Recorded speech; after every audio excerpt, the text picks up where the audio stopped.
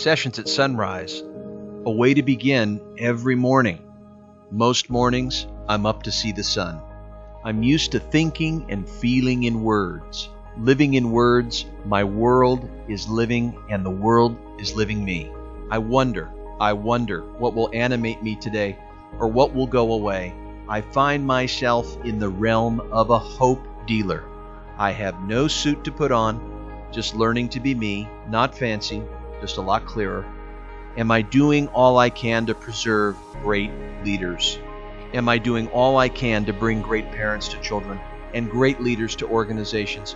I ask the emerging sunrise to release me from shunning the mystery. The world does not have to be beautiful to work, but it is. So let's meet it where it is, pay close attention to things, and see possibility. Welcome to Sessions at Sunrise. It's such an interesting time right now. It's always an interesting time, but especially right now, with the way that our society is really conflicted. We're conflicted with wanting all to be loved, to be respected, to be equal, because when someone's hurting, like a larger organism, like an entire whole, a web of life, when one hurts, we all hurt. It's as if there is a unified field of energy and flow patterns, that when there's big suffering on the one, there's universal suffering. We feel this. And it's so hard to not get caught in rage, anger. We must have things be different. So we get very, very emotional and intense. I feel very emotional and intense. My heart hurts. And so I am there in that place. And rather than try to do something about it, rather than trying to resolve the pain through aggression, there's something in me that says, soften the edge, come to the surface, make contact, remember who you are, remember that something deep within you is very loving and very aware and has the ability to observe and to make contact. Not as if I'm going to stand by, I'm going to stand around, but something that says, take a breath, slow down. And there's a sweetener, there's something sweet about doing that, about making space, about holding space for whatever is there. And so I remind myself that I do have a brain. I have a mechanical level of thinking, right? I have memory. I have models, expectations, the way things should be, rules, principles, all that. And when those principles are breached, then it fuels emotion. I have to remember that's how I'm made. I think that's how we all are made, is that we have these thoughts, and then the thoughts provoke some kind of feeling, and that feeling leads to a motivated action, a behavior, acting out, which leads to a consequence. And so the one thing that I have access to is an awareness. I can be aware and see how I see. I can feel how I feel.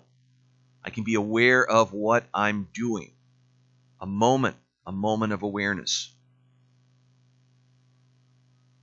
And on the one hand, I know in that awareness a expanding quality of concern and care for the other, for the brothers, the sisters, those that are out there. You listening, it's all connected. And I can't not recognize that because of the sensation that comes up, the sensation that may be coming up for you. I don't know your experience, but I can imagine it. I can consider it. And so it's so tempting to give advice, to claim to know something, to claim to know what's going on. But then that other part of me just slows me down and says, I don't need to do that. It's not expertise, it's humanity. It's the humanity in us that is so needed right now to surrender to a quality of heart. And the hard part is that heart is expansive, you know. The heart is something that we can open up further, and yet the very epicenter of our pain is in the same place. So do we open ourselves to dispose of and alleviate the feelings? Or do we bring ourselves and our devoted attention to the present moment, the reality that we're in? I think there's a very deep, deep place that we reach for, that we reach into for wisdom and guidance, a knowing, a depth. It's a place where we're free from the past. We are free from controlling the future. Even free from what we think we are, our opinions of ourselves and our negative beliefs, our shame. This place still is behind the behind. And it's not concerned with what others think. It's just there. And it knows. It attends. But it doesn't attend when we're turbulent, when we're scattered, when there's so much volatility, like a vortex internally. And the emotional states can do this. It's not that they're an enemy, it's just being aware of how strong the energy can be from emotional energy, that it's like it tunes us out of occupying this place. I think this place is seeing from this place more directly, seeing through our own thinking, our own making up what we think is going on to really what is, to be where things are rather than where we want them to be. And it's very honest. It's a place of truth where something in our present is emerging. We can't get a hold of it. We can't solve the mystery. The mystery is a gift. But what we do know is that what we're doing is right. And it brings me to a piece by Václav Havel called Hope. And I'd like to share it with you. Listen to these words. He says, hope is a state of mind. It's not a state of the world. Either we have hope within us or we don't. Hope is not a prognostication. It's an orientation of the spirit. You can't delegate that to anyone. Hope in this deep and powerful sense is not the same as joy when things are going well, or the willingness to invest in enterprises that are obviously headed for early success, but rather an ability to work for something to succeed. Hope is definitely not the same as optimism. It's not the conviction that something will turn out well, but the certainty that something makes sense, regardless of how it turns out. It is hope above all that gives us strength to live and to continually try new things, even in conditions that seem as hopeless as ours do sometimes, here and now. And in the face of this absurdity, life is too precious a thing to permit its devaluation by living pointlessly, emptily, without meaning, without love, and finally, without hope.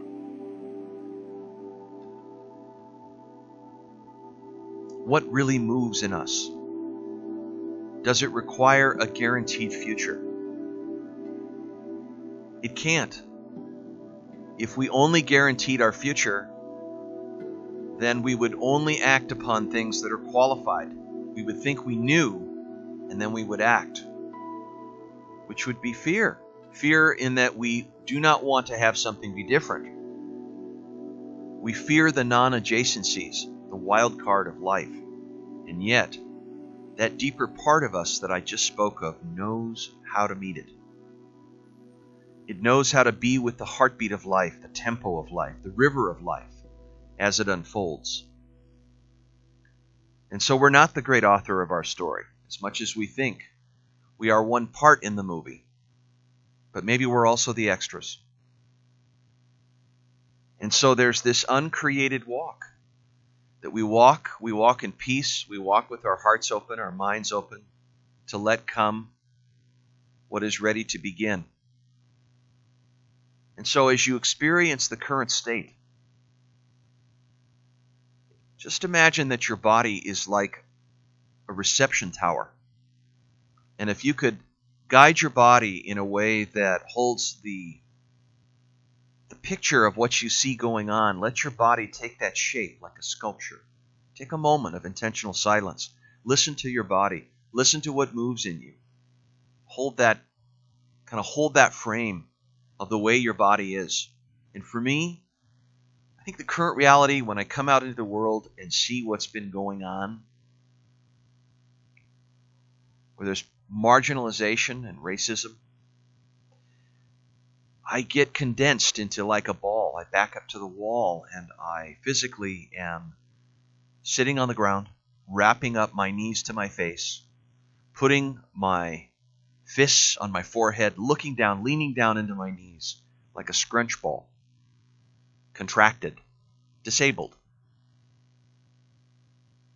And I think it's the helplessness, it's the powerlessness of something so massive that it comes into my thought, and my thought translates into that body feeling, that behavior as, I can't do anything. And that turns to a sense of complacency. So you check out. You say, well, I'm going to take a powerful pill. I'll take a fuck it all. You take a fuck it all. And that fuck it all becomes the veneer of a really deep sense of wanting things to change, but on the top there's a thought that there's no thing I can do. I'm just some insubstantial speck in a larger beach of sand. What could I do? So then it leads to passivity, it leads to complacency, it leads to ignoring it, acting as if it's not there. And it's so unfortunate that is part of the truth. I can't stand hearing what I just said. I won't let go on what I just said. Maybe hearing it is an evocative moment. Maybe it's the moment, the inception point, to shift, to wake up and not be sleepwalking. Stop this madness and complacency. So rather than bury our heads in the sand, we have to look around. We have to register and respond. Because we can be soulful servicers, not out of violence, but out of compassion and connection, kindness and generosity, to love one another as a legitimate other, without aggression, but with acceptance. It starts with ourselves. And so there's great cynicism, I find, in myself, that I would rather do away with, melt away. I'd rather just evaporate it, vaporize it, like melting snow. And so to do that, I have to meet it. And I think the more that I meet it as a recognizable, authentic, dormant, essential self, the one that knows that I am that heart, that I too can confess my vulnerability to be incomplete, to be human, to be flawed, to take that lifetime learning lesson curriculum of becoming a human being, becoming whole. I'm not the author of all my scripts. I have profound humility in me. I can find it. And this brings me to it. Yeah, it brings all of us to it. It brings us to a level of understanding, a level of bonding together, a level of community and networking together by sharing the adaptive challenge that we face, looking more deeply into the moment, looking more deeply into how it works, setting it on the table, calling on our innate intelligence of the heart and the soul to bring forth the goodness that's in us that's waiting to expand. Yeah. So I heard a poem from a French teacher, Madame Harper. She was speaking to 7th graders, and she shared a French poem written by Léopold Senghor, who is a Senegalese poet from Senegal and the first African president of the Republic of Senegal, 1960 to 1980. And the class was studying French-speaking countries in Africa, along with their projects. And so they learned a poem called Cher Frère Blanc, which is Dear White Brother. Now Leopold Senghor asks a very important question in his poem. Who is really the man of color? Who is really the man of color? And he muses about why white people call black people colored, when there is a huge range of observable colors on white people's skin. And so with a touch of humor, and the author successfully delivers his message and still touches the hearts of people many years later. His goal was to undermine the prejudice and draw attention to our common humanity. Dear white brother, when I was born, I was black.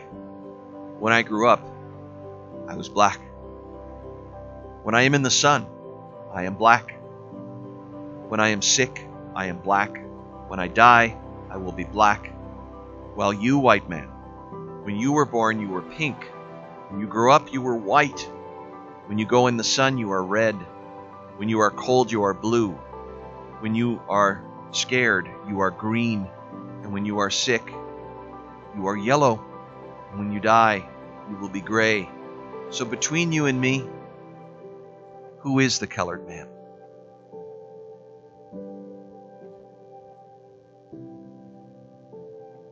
Dear white brother,